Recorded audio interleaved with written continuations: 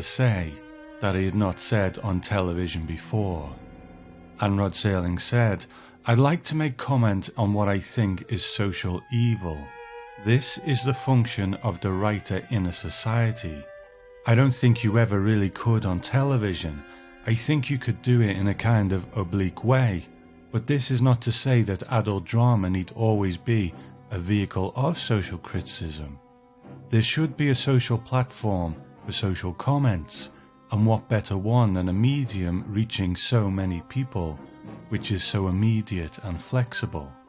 And in his final interview from March 4th, 1975, over 10 years after the Twilight Zone had ended, Rod Serling was asked the question, "Do you think you can say more about topics of social significance through a contemporary drama or more through the framework of science fiction and fantasy?" And Serling replied, "I think you can say more obviously in the framework of an honest-to-Christ contemporary piece, so that you don't have to talk in parables, in symbolisms and the rest of it. But this is not to say that you can't make a point of social criticism using science fiction or fantasy as your backdrop.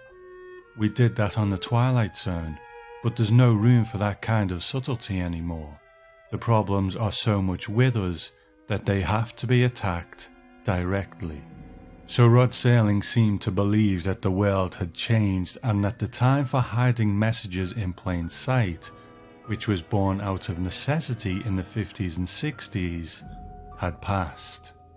But we don't have to wait until the end of the Twilight Zone to see this transition happen.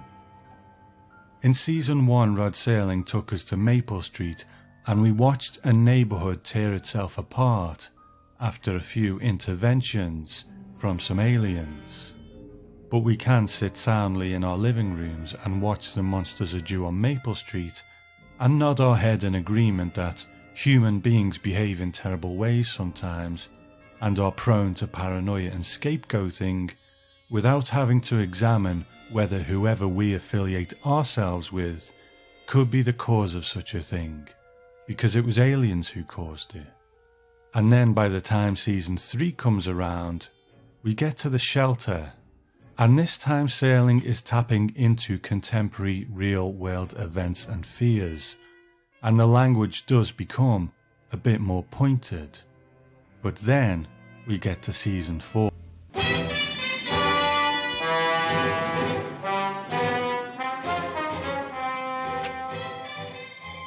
First broadcast on January 24th, 1963, written by Rod Serling and directed by Stuart Rosenberg.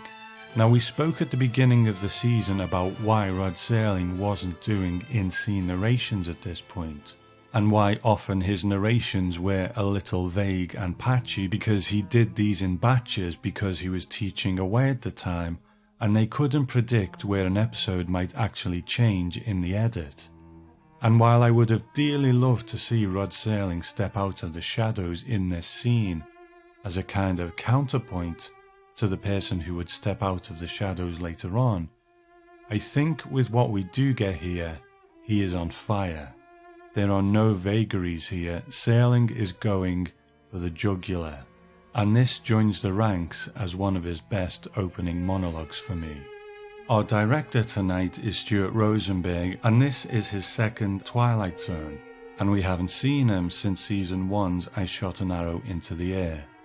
So I won't go into a full bio because I imagine we talked about him back then, but his body of work really says that he is the kind of quintessential director who learned his trade on the small screen and then transitioned to a decent amount of success on the big screen.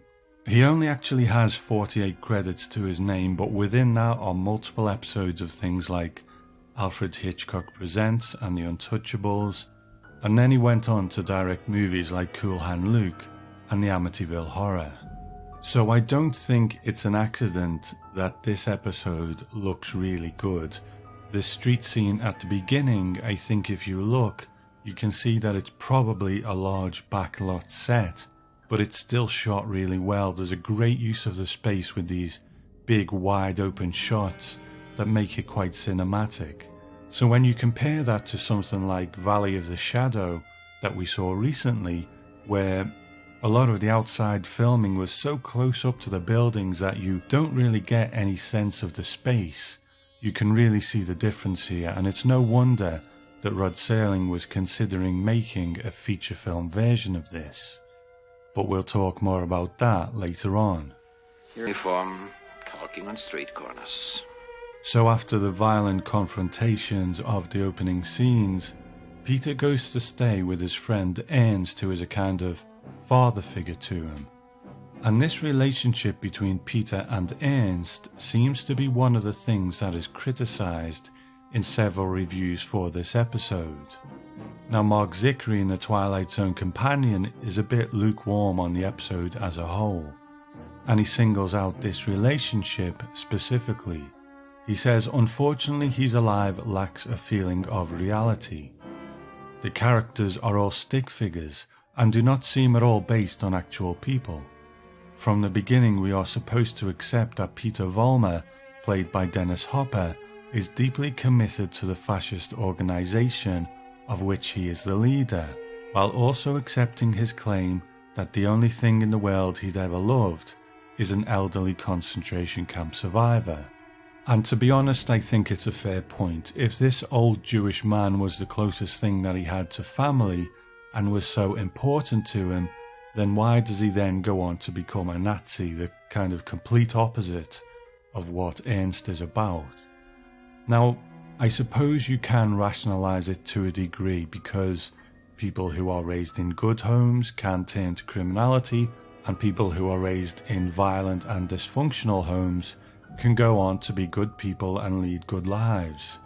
Teenagers rebel against their parents and do the exact opposite of what they're told to do.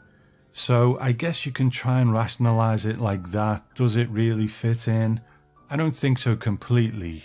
I think it's more out of convenience for the story than anything, but I can kinda go with it because what it does give us is the opportunity for Dennis Hopper to play his part with this bit of conflict in him. He seems to even be a little bit ashamed when he's talking to Ernst when he goes to his apartment.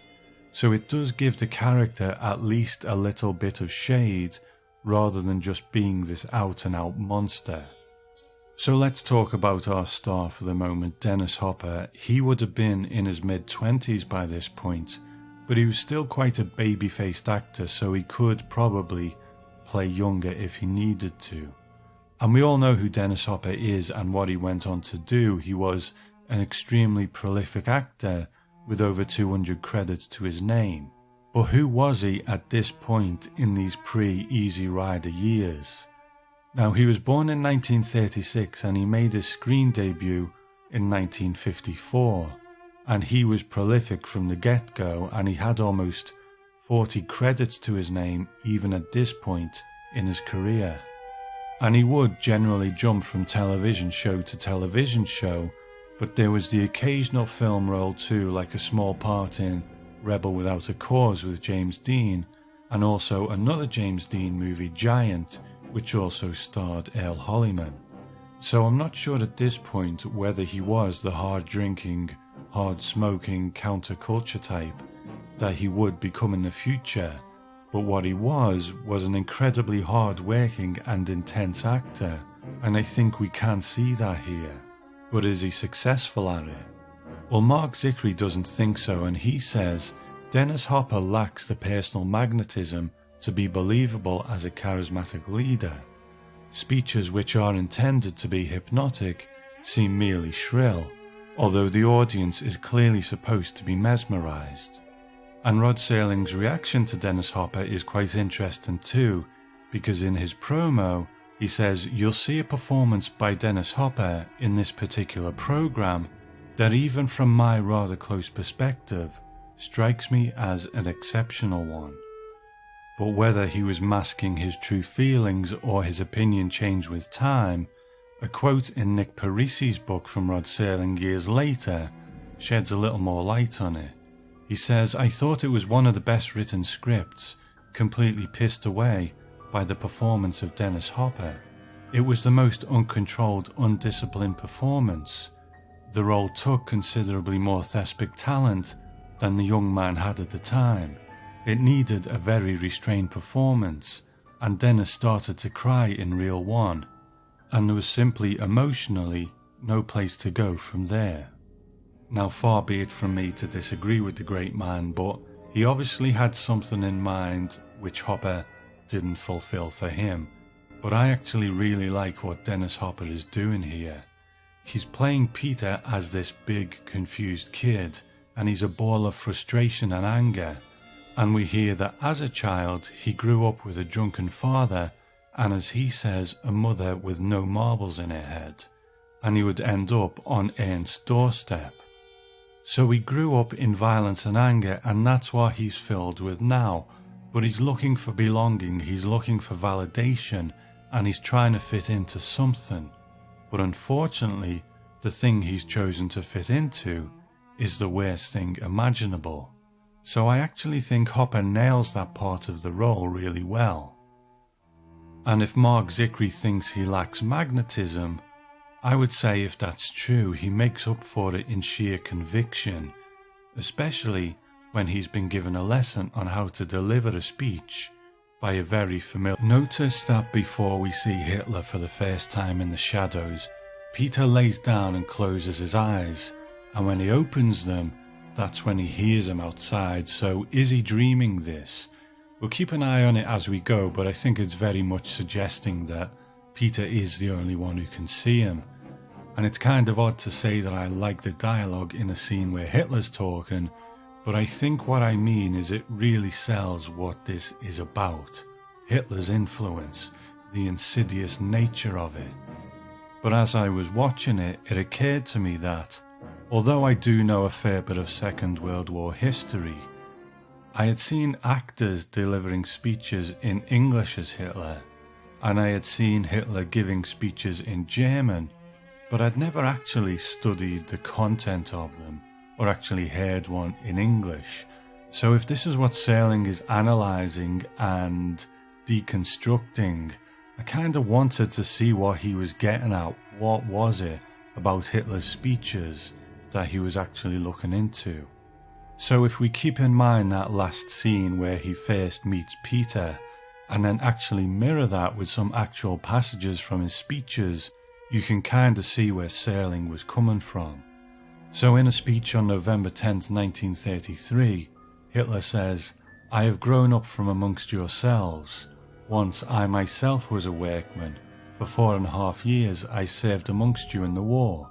I speak now to you whom I belong, with whom I still feel myself to be united, and for whom, in the last resort, I fight. I wage that fight for the millions of our honest, industrious, working, creative people. I was in my youth a worker as you are, through industry, through learning, and, I may say, also through hunger. I slowly worked my way up, but in my innermost being, I have always remained that which I once was." So here he is, putting himself on the same level as the people, ready to make their anger his and his anger theirs. But what was interesting to me is some of the stuff that Rod Serling doesn't actually touch on, and I kinda wish he had. In his speech on April 9, 1938, he said, "I believe that it was God's will to send a boy from here into the Reich, to let him grow up, to raise him to be the leader of the nation, so as to enable him to lead back his homeland into the Reich." So Hitler was very publicly allying himself with God, and if God is on your side, then how can you be wrong? But actually, behind closed doors, Hitler had a very different view. His confidant Albert Speer said, amid his political associates in Berlin, Hitler made harsh pronouncements against the church, yet he conceived of the church as an instrument that could be useful to him. And Joseph Goebbels wrote in his diaries that, though Hitler was a fierce opponent of the Vatican and Christianity, he forbids me to leave the church for tactical reasons. So this is all part of his arsenal. And then when we go on to his speech on September 6, 1938, he said, We Germans can today speak with justice of a new awakening of our cultural life, which finds its confirmation not in mutual compliment and literary phrases, but rather in positive evidences of cultural creative force. German architecture, sculpture, painting, drama, and the rest bring today documentary proof of a creative period in art, which for richness and impetuosity has rarely been matched in the course of human history. And although the Jewish democratic press magnates in their effrontery even today seek brazenly to turn these facts upside down, we know that the cultural achievements of Germany will in a few years have won from the world respect and appreciation far more unstinted even than that which they now accord to our work in the material field. The buildings which are arising in the Reich today will speak a language that endures, a language above all more compelling than the Yiddish gabblings of the democratic international judges of our culture. So we can see here how he's starting to build this stuff up. He allies himself with the people, he allies himself with God, and he pours scorn on the press who oppose him. So although Serling doesn't tackle all of these aspects, to have him deconstruct Hitler's method and cut through it and expose it is a fascinating aspect to this episode for me. So by the time Peter starts to use this method and build on it himself, the effect is quite chilling. So as we come to the second act, here is Hitler's next suggestion, the creation of a martyr to speed things up. And at about this point I was starting to think that maybe this part was a bit superfluous too, because teaching someone to give speeches is one thing, but getting them to murder one of their own to create a martyr is another. But it is actually derived somewhat from real events, in that a member of the original Nazi paramilitary wing, the SA, by the name of Horst Wessel, was killed by two members of the German Communist Party. So he wasn't actually killed by other Nazis, but he was then made a martyr. His funeral was attended by the top members of the Nazi Party, and his name was used in propaganda, and the song that he'd written the lyrics to even became the song of the Nazi Party. But does it work in this story? I'm not 100% certain that it does, because I get that Peter is now emboldened by the success he's had in public speaking, and this group are getting nastier by the minute, but the ease with which they murder one of their own is kind of sudden. Personally, I would have liked it if this portion explored that religious aspect of Hitler, the fact that he spoke of God and prayer for his own ends, not because he believed it. It was a way for him to get his foot in the door. And Hitler actually believed that persecuting the church early on, before he was at the height of his powers, would actually strengthen the church and not really serve his purpose. But actually, the Catholic Church weren't fooled by this, and they were fiercely critical of the Nazi Party and their racist policies. And in time, that persecution that Hitler had refrained from in the beginning did come, and many Christians too found themselves victims of the Nazis. Hitler invoked the name of God when it benefited him, but then cast it aside when it had served its purpose. So I think that instead of martyrdom, this might have been an interesting thing for the episode to explore, where perhaps Hitler tells Peter that if he gives the impression that he has God on his side, then he had this umbrella over all of his wrongdoing. But then again, maybe I'm forgetting the time that this was made, and of course the network would get very twitchy around that kind of subject matter. So while I do get the use of the martyr aspect of it, I guess another problem with it is that the person they choose, the character of Nick, is a bit of a nobody, and I get that this is all smoke and mirrors, so Peter will use whatever he can for his own ends. But Horst Wessel was actually someone who carried some weight in the early Nazi Party as leader of the Berlin wing of the SA. But Nick is a bit of a nobody to these people, Why should they care that he's died? In this episode, it doesn't feel like any other episode of the Twilight Zone that we've seen before in many different ways. And it's almost like he's trying to fit a much bigger thing into a Twilight Zone shaped hole. And Martin Grams Jr. documents in Unlocking the Door to a Television Classic that Rod Serling and Herbert Hirschman discussed the possibility of actually doing a theatrical film version of this as well, because too much footage had been filmed. And Rod Serling said, "I have no idea of CBS policy on this, nor am I very sure in my own mind as to just how appropriate this film would be for theatre release. I do think, however, that if the rest of the footage is on par with the opening sequence that I saw, I'd hate to see valuable footage cut away and made irreplaceable. So could we see this stretched out into a feature?" You know, it's an interesting question, considering that every time we come to an episode of Season 4, we ask that question, does it justify its length?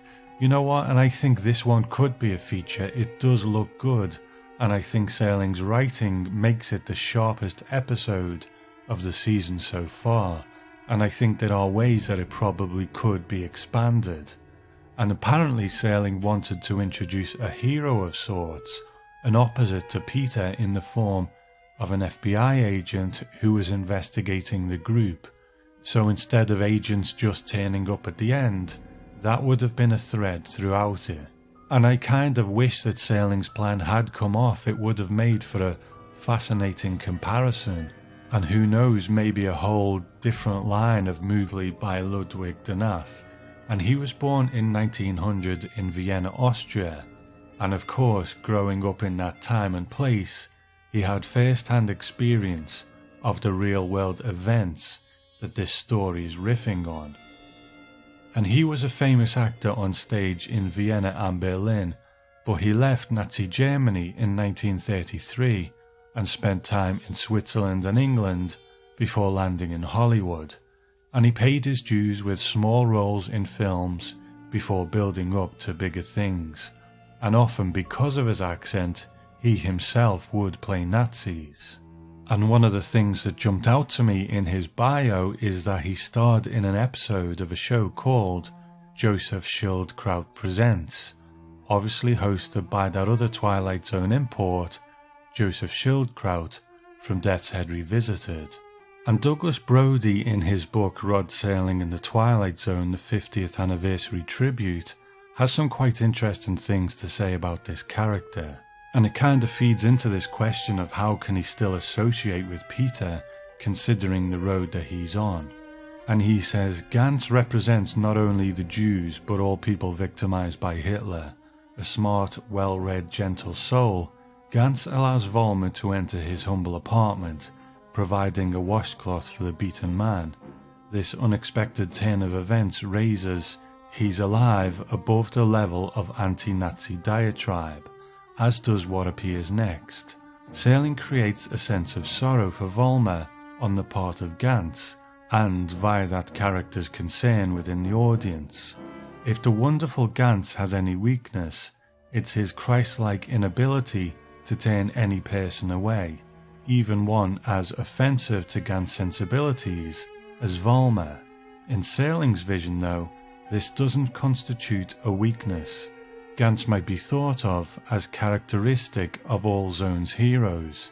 His saviour-like quality derives not from extending a hand of friendship to admirable people, which is easy to do, but to the worst.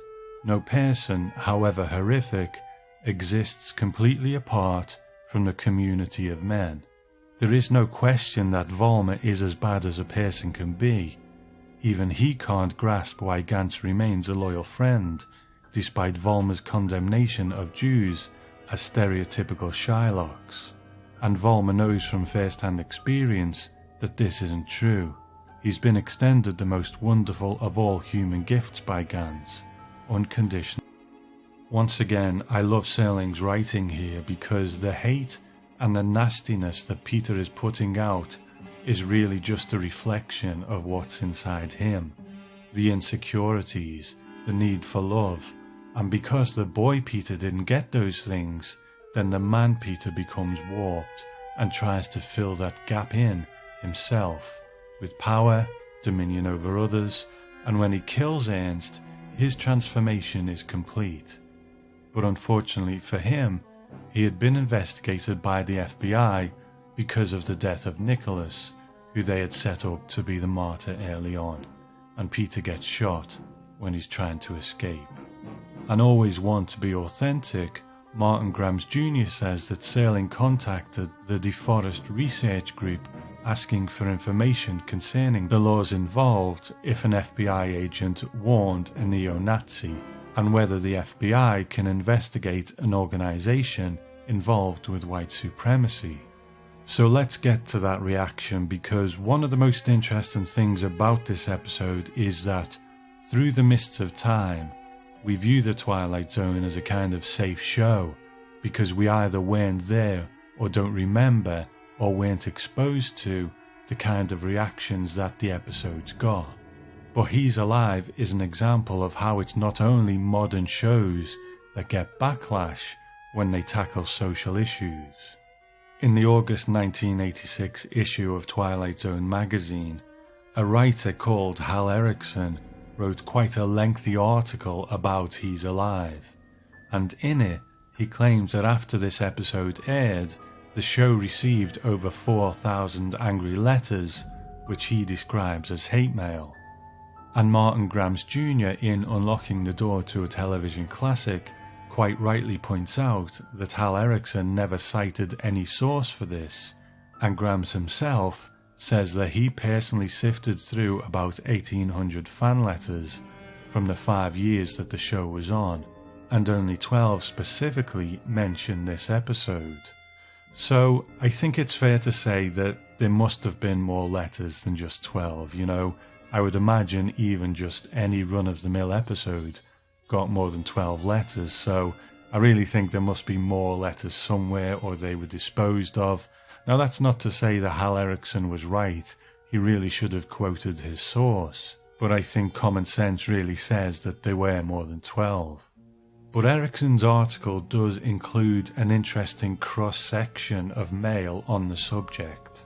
One person wrote, "While there was much of the piece that I was disappointed in, I thought its central message did come through, and they called it a great public service." But then Erickson goes on to write that some viewers' attitudes were rather unclear.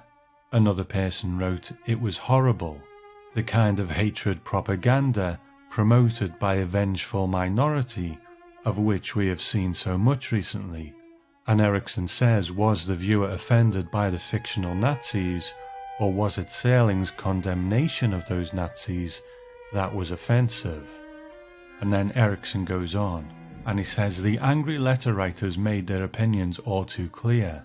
Within a week after the telecast, Serling and his staff received 4,000 letters, for which the designation hate mail was much too mild. Communications were received from the followers of the prominent anti-Semite Gerald L.K. Smith, from the disciples of faith healer politicizer Billy Joe Hargis, from such august concerns as the White Citizens Councils and Christian anti-communism schools. Excuse my language in this part, but he says Serling and company were addressed as commie bastards by some, while other literary wits characterized the Twilight Zone people as c**k lovers and nigger lovers. An organization called Geopolitics offered the novel suggestion that Jews should be put back in the gas ovens and shipped back to Africa. So it's all very strong stuff, and we'll come back to that in a moment. But after I watched He's Alive, I looked up the list of Twilight Zones that had come before it, trying to identify how long it had been since we got such a pointed and hard-hitting episode. Now 11 episodes ago we got 4 o'clock, which certainly had shades of the kind of political aspect of it. And then I guess 14 episodes before that we had A Quality of Mercy, which was quite controversial in that it had quite a sympathetic depiction of Japanese soldiers. But the thing is, you keep going on up the list, and even when we get to things like The Shelter and Maple Street, and even Death's Head Revisited, you realise that Rod Serling has never took the gloves off in the Twilight Zone the way he does here. And I think it really is true that where Maple Street ends, He's Alive begins. But the episode itself is not without its problems. We've discussed the relationship with Peter and Ernst, and that does take a bit of rationalisation, but I can get past it. Now, while I do think the use of Hitler is fascinating, I mean, can you imagine a show today using a device like this? Talk about on the nose. But it works, and the figure of Hitler in the shadows, especially in high definition where he is this inky black space, is quite a chilling one. So it's kind of a shame that he ever steps out of the shadows for me, because from the moment Peter closes his eyes just momentarily at the beginning of the episode, there is this suggestion that he is the only one who sees him. So my interpretation is that this isn't actually Hitler in his physical form. It's really just the shadow of Hitler's legacy, his ideas. But when Hitler takes the podium in the light later on, I think it loses what makes it all so intriguing and potent earlier on. Especially when Hitler in the episode is stood in front of a picture of the actual Hitler. And while the actor Kirk Conway does a great job, and on his own you accept him as Hitler, when you put him next to a picture of the real one, it just kind of breaks the illusion. And I guess it also beggars belief a little that this neo-Nazi Peter, who regularly stands and gives speeches in front of a picture of Hitler, is so surprised when the man in the shadows is Hitler. If anyone was going to recognise him, Peter would. Now, when this was made, the network didn't want to show the use of the swastika throughout it, so Peter's organisation uses the symbol of the torch in the hand instead. And this is fine, but I also think that maybe they should have dispensed with the big image of Hitler behind Peter's podium too. You know, it's fine to portray a neo-Nazi group in a story like this, but it's only about 20 years after World War II. Would the American people in these scenes so readily sit in front of an image of Hitler so soon after the Second World War? But I suppose I've always said that I forgive the Twilight Zone being absolutely real-world authentic in all things, because these are fables, and this is Rod Serling's darkest fable yet. And while of course it shares subject matter with Death's Head Revisited, I would actually group this more with I Am the Night, Colour Me Black from the 5th season. They are hard episodes to watch at times because there's so much ugliness on display. And the Rod Serling who had to write about robots saying things because he couldn't write a politician saying them is gone. So the idea that the Twilight Zone had to sweeten messages to make them palatable for people is shattered here. This is Rod Serling unfiltered. This is Rod Serling laying it out for us, even though mention of social issues like this did come with considerable backlash. But Rod Serling earned this. He was the man who had something to say and had to sneak it under the noses of the public for 4 years. He had paid his dues, and with shows like Maple Street and The Shelter, he had laid the groundwork to be able to tell a story where the Nazi wasn't a robot, where the location wasn't some alien world, and he destroys any notion that the Twilight Zone is just fantasy entertainment and it doesn't have a point of view. Now, I personally would put this in the top tier of the Twilight Zone. Structurally, it's not perfect and there are nitpicks here and there, but just seeing Rod Serling let loose like this is exhilarating.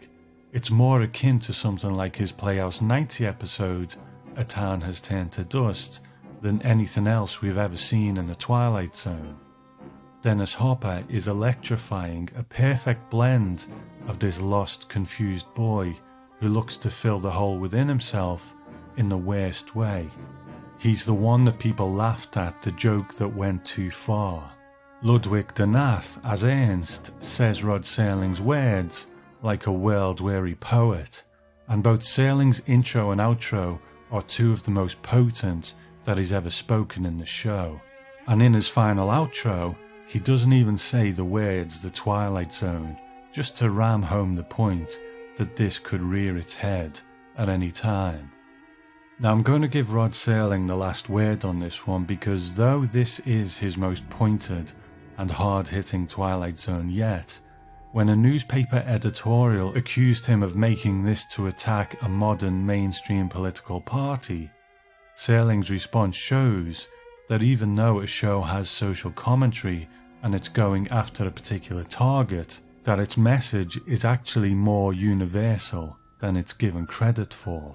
Because, as Hal Erickson wrote in his article, Serling's attackers missed the point entirely. To them, Vollmer's phony anti-communism was proof positive of Rod Serling's actual communism, and they couldn't be more wrong. So the article in the Indianapolis Star went like this: "Nobody can disagree with whatever scorn one wants to heap on Adolf Hitler. Yet we are a little puzzled as to the relevance of this production to contemporary events. Indeed, this attempt to establish relevance struck us as more than a little cockeyed. For example, the young Nazi talked a great deal about anti-communism.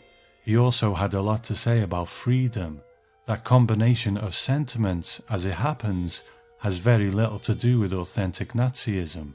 But the combination of anti-communism and freedom does fit one recognizable political grouping: modern American conservatism. In fact, the speech of the young Nazi, in its purely political aspects, sounded a great deal more like Barry Goldwater, a man of Jewish lineage, than it did like Hitler. The impression left by the program was that people who warn against communism and people who talk about getting back our freedom are probably secret Nazis. For our part, we think the brilliant news analysts who perceived the menace of Nazism in a world strangled by communism have missed the mark. After all, the Second World War has been over a mere 18 years. Why concentrate on a menace as recently past as that? What this country really needs in the year 1963 is to be educated concerning the dangers of World War I. If enough programs are conducted on this subject, and enough commentary floated suggesting that anti-communism are agents of the German Empire, maybe we can alert the public to the menace of the Hun. And Rod Serling responded, "If your editorialist could have read a fraction of the mail received after our production of He's Alive, I wonder if he would persist in his thesis that communism is a singular enemy and combating it should be our comparably singular preoccupation. In a sense, we heard from the whole roster of the far right, and it's quite a batting order. Their stock in trade, indeed, their raison d'etre, is anti-communism. Like your editorialist, they seem to feel that racism, bigotry and hatred should be of little concern to us in view of the fact that communists are trying to take over our government, invade our schools and subvert our institutions. While association, however gratuitous and accidental, is to the far right practically a guarantee of guilt, I submit to a more moderate view and choose to believe that your editorial writer is well motivated and quite rightfully dislikes communism and is concerned with subversion. But I submit to him that we have other enemies no less real, no less constant, and no less damaging to the fabric of democracy. It's when we hear denials that these people exist and that their poison is being disseminated and that any comment to this effect. So there we go, Rod Serling showing us that just because you voice your disagreements with one thing, it doesn't mean that you are the complete opposite of the spectrum. So a lesson for everyone, no matter where you are on the political landscape, I think. Okay, I'm not going to dwell on world events at the moment because no matter where you turn, it is there. I will just say I hope everyone is safe and well, and I wish you the very best.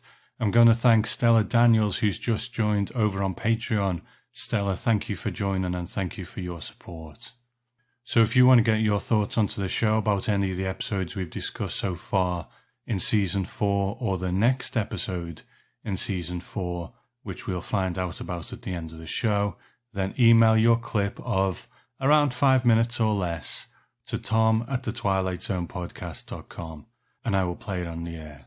Okay, so let's go over to some friends of the show who have some thoughts on Season 4. Hey, Tom and listeners. Zach Moore here with my thoughts catching up on Season 4 so far. You know, the fourth season, I think like everybody here, is the season I'm least familiar with. It just happened to be that way based off, wherever you were living and however they were showing the Twilight Zone. I became familiar with them through the marathons on the Sci-Fi Channel here in America.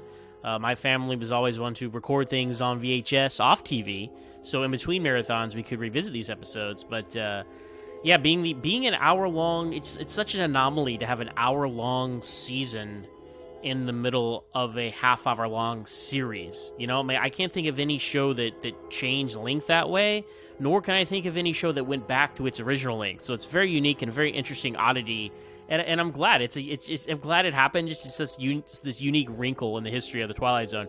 But starting off with In His Image, that's really one of my favorite episodes from the fourth season. I find the whole robot who thinks he's a person, but then the person who created him takes over his life. That's an interesting story, I think, and I really think George Grizzard did a great job with both parts, especially when we first meet Walter Ryder, and how he's like, you're drunk a little bit, right? I mean, he really does play it a different way where you see these people obviously look identical, but they act very different. So, and being the Star Trek fan I am, I couldn't help but think about Star Trek The Next Generation, where you have the character of Data, who everyone knows and loves, obviously, but he looks identical to his creator, although he has, the white skin and the gold eyes. But other than that, physically, he is a duplicate of his creator, Noonien Soong, and then he has two previous versions of Data, B4 and Lore, who we meet over the course of the series and the movies, who also look like Noonien Soong. So that, of course, made me think of this episode where the creator, Walter Ryder, he has two previous Alan Talbots, and then he has the Alan Talbot that was successful. Interesting that he gave him a different name, but he wanted to make a better version of himself. He did never intended to take over his life, right? That was never the intention, but that's what he did. So at the end, when he tells his fiancée that he'll explain it one day, how long is it going to take him to tell her that, hey, actually, I'm Walter Ryder, but hey, good news, I'm rich, and I'm an inventor, and I have a really nice house, so, so those are things you think about. But I think the episode handled that all very well and very delicately as they could. So, yeah, I just really enjoyed that one, yes, and you guys talked about on the podcast where there's been so many, robot stories these days, right? Like Ex Machina, right? For example, it's the most recent, really good one that I can think of, with this whole like man machine. Where does it start? Where does it end? Identity stuff, fascinating stuff. There's even a scene in Ex Machina where the main character goes up to like the mirror and thinks he's a robot, maybe, and that made me think of this as well. When after Alan Talbot discovers he's a robot, he does the same thing. But yeah, no, a really good episode of the Twilight Zone. And 30 Fathom Grave, the next one, episode 2 of the fourth season. I do remember seeing the beginning of this during a Sci-Fi Channel marathon, but I was a kid, but I think I got bored and turned it off, and I never really finished it. I think I couldn't. I rewatched it because you covered it on the podcast. We got to it on the podcast here. And I'm like, I don't think I ever finished this episode before. I had seen one of the iconic Twilight Zone images is the sailors again in the mirror, beckoning the guy to come back to them because he feels like he belongs there. They feel like he belongs there. But thinking of it, I don't think I'd ever seen this thing all the way through until watching it for your coverage on the podcast. So yeah, definitely very repetitive. They dive like literally 3 times with the main diver, and then the 4th time to go down to the submarine. And I absolutely agree that I wish they would have spent more time in the submarine. That was like the coolest set they had there. The ending needed more of a punch, especially for dragging us on so long. And this one so far definitely reeks of extension syndrome, if you want to call it that, with having a half-hour story stretched out to an hour. Because look at the scenes. We dive 3 times, basically. We have 3 scenes in the sickbay, which are very similar. You have 2 jump scares of the ghosts of the sailors on the submarine. So everything here is duplicated, stretched out. We have information given multiple times about, he was in World War II, and then they find his dog tag. So a lot of that going on. But I really did like the main character, the captain, and he's a returning Twilight Zone star. But he's got that, 50s, no nonsense kind of guy. I commanded a lot of respect, tough on his screw, big care. Like, he did remind me a lot of, Captain Kirk from the original series of Star Trek, just military man who was tough, but cared about his crew. And I felt like, that was a well-rounded character, I thought. So he was probably, my captain was probably my favorite character in this episode. And then Valley of the Shadow, the episode 3 of the 4th season. I liked it. I really liked it a lot as well. I had never seen it before until actually, Tom, when you came on my podcast, Standard Orbit on Trek FM, we talked about main cast members of the original series who had been on the Twilight Zone in starring roles, vice versa. And James Doohan, who played Scotty in Star Trek, was in this episode. A very minor role, right? But he was in it, and he's a main cast member of the original series. So we talked about it. I watched it for that podcast, and I hadn't seen it before, and I really liked it. This one, it goes on a long time, but it kind of needs to for them to communicate what they're communicating. So I feel like of all the ones so far that I'm talking about in this feedback, this one benefits from the hour-long length as well. And the double twist at the end with the actress from Planet of the Apes, who I did recognize, who I think is a beautiful woman, one of my favorite Twilight Zone guest actresses. Her twist that she turned him in at the end, the main character, really, that sold me. Because I was like, this is cheesy. Why is she's in love with him now? What is this? I don't buy it. And then, of course, it was all part of the plan. Although she had some feelings for him. That kind of made up for the fact that I thought was a really rushed, hard to relieve romance between the two of them. And I'm glad they resurrected the dog at the end. I couldn't believe, oh my god, they killed a dog in 1960s television? Come on, I'm a big dog lover here, so that shocked me. So I'm glad they resurrected him, and there were some good moral quandaries here in this episode. They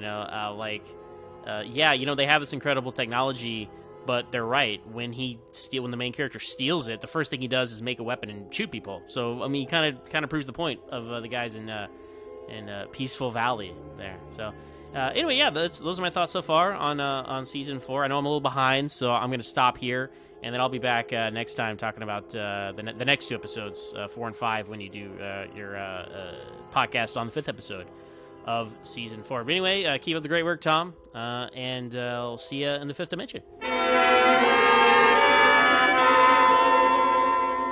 Hi Tom, Chad here with a few thoughts on the episode He's Alive, which is a favorite line from the old 1930s Frankenstein movie with Boris Karloff, so we're off to a good start. Like all of season 4, this was a first-time watch for me. One of the most Twilight Zone-y things at work here is that you just covered your final Another Dimension episode over on the Patreon, completing the episodes you didn't personally cover years ago when you took a break. And the twist of that last episode you covered was that a shopkeeper became greedy and was turned into Hitler. Now, here we are in the current timeline in season 4, and we have another episode where Hitler appears in person. In this episode, Hitler is either alive or simply personified in the mind of an American Nazi named Peter Vollmer. The twist of this episode seems to be that the man in the shadows, a blurry man of sorts, who's coaching Peter, turns out to be Hitler. This was my least favorite aspect of this episode. It seems clearly to be Hitler the whole time, so I half expected Serling to swerve us by making the shadow fascist into a dark version of the kindly surrogate father Ernst Gans. Or perhaps he would be a shadow version of Peter himself, or maybe a demon of some sort. I guess I just felt this show didn't quite have a twist. Where Serling really shines, as always, is in the dialogue, and this episode has it in spades. The line, "I didn't choose you, Peter, you chose me," is a standout that really encapsulates the heart of the matter. Recently, someone said that we tend to turn Nazis into monsters because that lets us off the hook for facing the fact that Nazis aren't monsters, they're people just like us. They are us. This episode seems to validate that concept as the townspeople fall for the demagoguery. The brilliant breakdown of how demagogues manipulate people when the Shadow Man first appears to Peter is a masterclass, and you can see it at work today. I also love the use of Ernst as the heart and soul of Peter and Peter's eventual betrayal and murder of Ernst. Ernst shows the actual courage that Peter lacks when he speaks against Peter in public and faces down Peter's gun before being murdered. This pivotal scene says to me that the murder of kindness makes us monsters. Contrast that death to Peter's death, where his toxic masculine delusion leads him to exclaim that he's really made of steel as he dies, and there's a big juxtaposition. As an aside, made of steel, man of steel, there's a theory that Superman is actually a fascist symbol. Not by design, but the Nietzschean concept of the Übermensch, translated into English as Superman, predates the comic book character by a couple of decades.